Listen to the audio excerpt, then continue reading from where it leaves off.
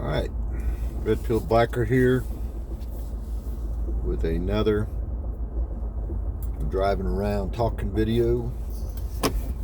And I think I'll begin this one by just simply saying, no, it's my story part 5, I guess it is. Unconditional love is part of the fantasy we're taught. Going back to one of my earlier videos of how much fantasy we are taught. And unconditional love is one of them. Now, there are people who are going to argue, well, what about God? What about the Creator? What about, okay, if there is such a thing, then maybe there is unconditional love. But as far as between human beings, I believe the closest you may come is parents to children. And this is what I want to talk about. My stepkids. There were 3 of them. Be easy to, and I'm sure people go off on tirades about their crappy stepkids and how horrible they were. And the reality is these 3 kids, which are of course now 3 adults, one of which is approaching middle age, were good. They were good kids. Do we have our struggles? Sure, we had struggles. You get 2 people together, or in this case 5 people together, and shove them in a house, there's going to be conflict. That's just part of it. And that's not what I want to talk about. I don't want to talk about rotten kids, because they're not rotten kids. They turned out to be good people, and on some level I had something to do with that, because I was in fact a step-parent to them for 25 years. Let me tell you, though, stepkids, and this is a rule for all you men to remember.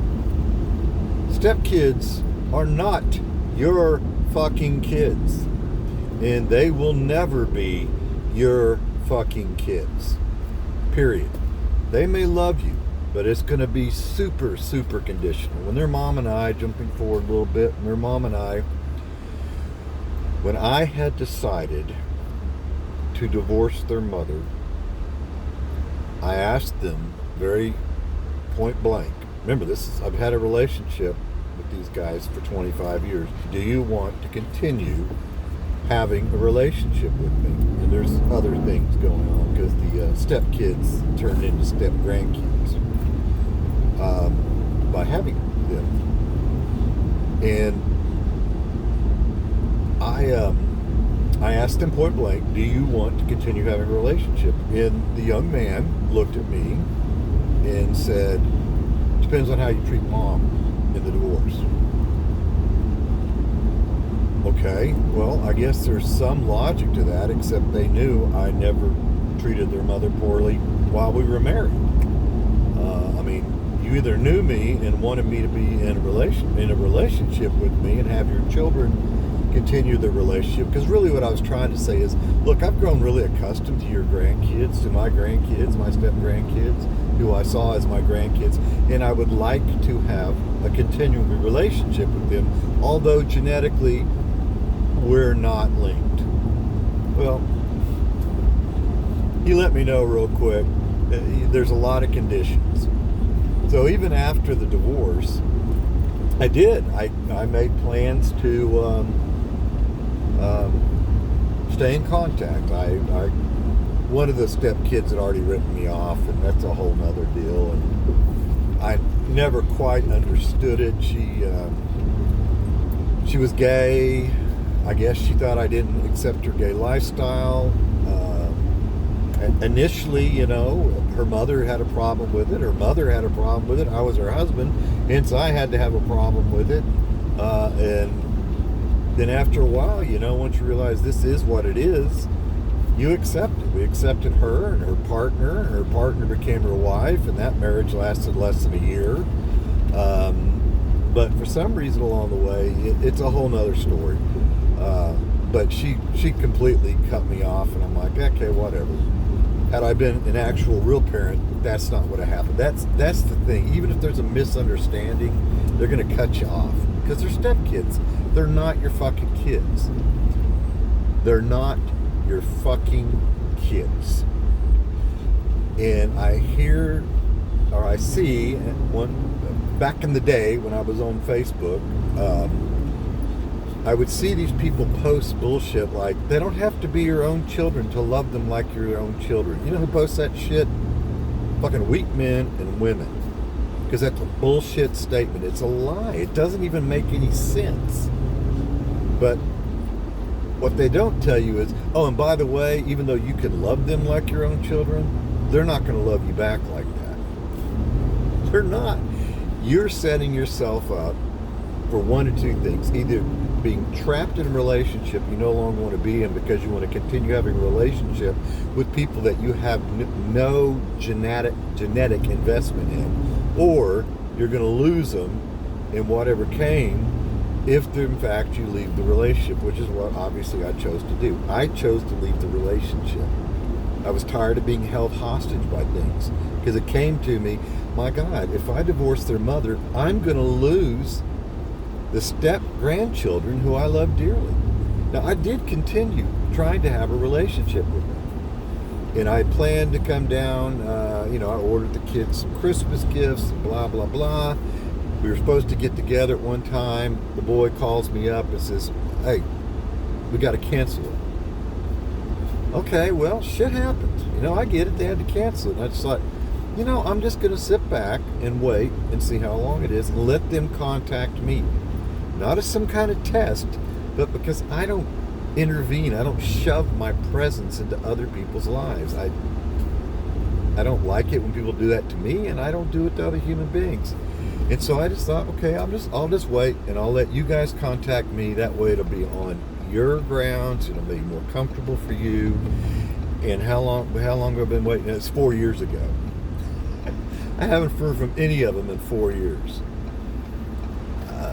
The grandkids that I love so dearly, quite frankly, could probably walk past me on the street and I wouldn't recognize them down. And they wouldn't recognize me. I am not part of their life. That's what step relationships are like. And you do become attached to these people. And they do become your life, especially when you make the choice that I did to jump in and knowing I wasn't going to be able to have my own kids and raise another guy's kids. It's totally unnatural. I'm going to talk about that one of these days too, is the unnatural part of being a step parent.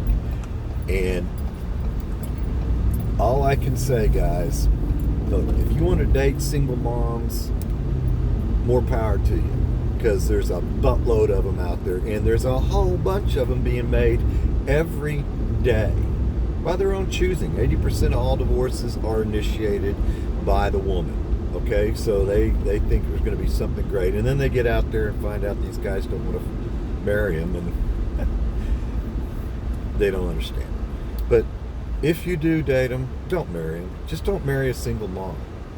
And you're going to get attached to these kids. The odds are, here are the stats, guys. I'm a stats kind of guy. Not really, but I just happen to know them because it's something I got interested in at one point. First marriages end in roughly 50%.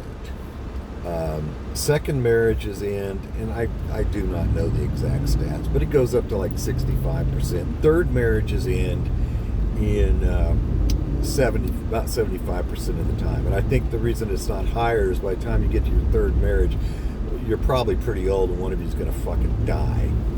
So anyway, that's my view on the thing. So point is, if you're dating a single mom,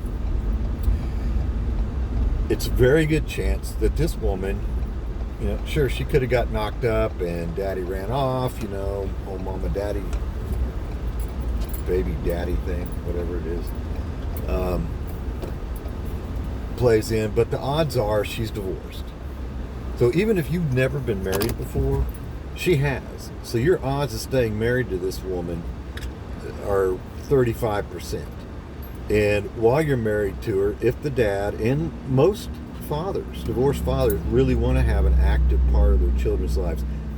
My stepkid's dad did. He wasn't a lop. I kind of liked the guy, decent fellow. Never became friends, but he was okay. And you're going to have the conflict of, one, these kids know you're not daddy, and they're never going to treat you like daddy. You have all the responsibility and none of the fucking authority to raise these kids. So that's the reality of this situation. And then you got the intermingling of the state already in your marriage.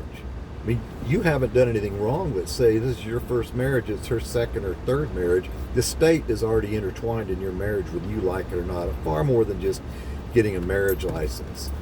And then, you're going to have him intermingling. Your weekends are going to get disrupted. You're going to have to plan your life around another human being other than your immediate family. This other person, this other man, you have to plan your life around him. It's pretty crazy. Anyway, guys, life is hard. Don't make it any harder than it needs to be. I'll talk to you later. Bye.